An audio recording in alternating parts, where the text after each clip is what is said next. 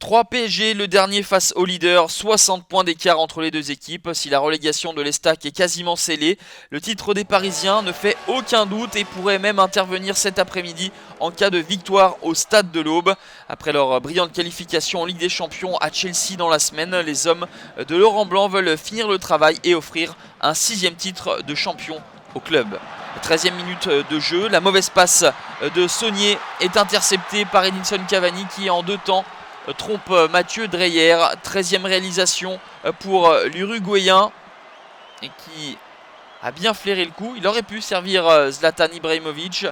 Heureusement pour l'Uruguayen que l'issue lui est favorable. Zlatan dans ses œuvres, la petite talonnade pour Javier Pastore. Le petit pont sur Rincon, il évite ensuite le tacle de Thiago et vient d'un ballon piqué tromper Mathieu Dreyer.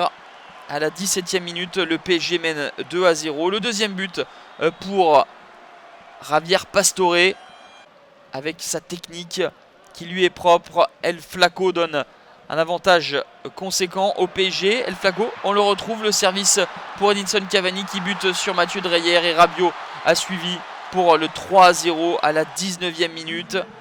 Après son but à Stamford Bridge dans la semaine, Adrien Rabiot marque ici son premier but en Ligue 1 cette semaine. 3-0 à la pause en faveur du futur champion de France, très à son aise et qui a rapidement éteint tout suspense dans cette rencontre. Les Troyens n'ont toujours pas gagné à domicile cette saison et vont en être d'autant plus loin car à la 46e minute, Zlatan va participer à la fête pour le 4-0. Les Troyens sont dépassés, étouffés. La mauvaise relance de Rincon. Di Maria a levé la tête. Et comme face à Chelsea, il trouve Zlatan Ibrahimovic à la réception. 5-0, 100e but en Ligue 1 pour le Suédois. Et ce n'est pas terminé. Cette fois-ci, c'est Kurzawa qui va mettre sur orbite Zlatan pour le triplé. Un triplé inscrit en l'espace de 10 minutes. 6-0, sa 26e réalisation. L'heure de jeu désormais, on retrouve Levin Kurzawa au centre, mais pas de Zlatan à la réception, et plutôt le malheureux Mathieu Saunier. C'est lui qui avait raté sa relance sur le premier but parisien. Cette fois-ci, il trompe son propre gardien. 7-0, l'addition ne cesse de se corser pour les malheureux Troyens. Et ce n'est pas terminé, le long ballon de David Luiz pour Cavani qui est accroché par Losemi Karaboué. Il avait fait son entrée en jeu 10 minutes plus tôt, Los Karaboué. Il est exclu par monsieur Le Texier. Penalty à suivre pour le Paris Saint-Germain. La faute de l'Ivoirien est indiscutable. Cavani veut se faire justice et en 2 temps, il trompe Mathieu Dreyer.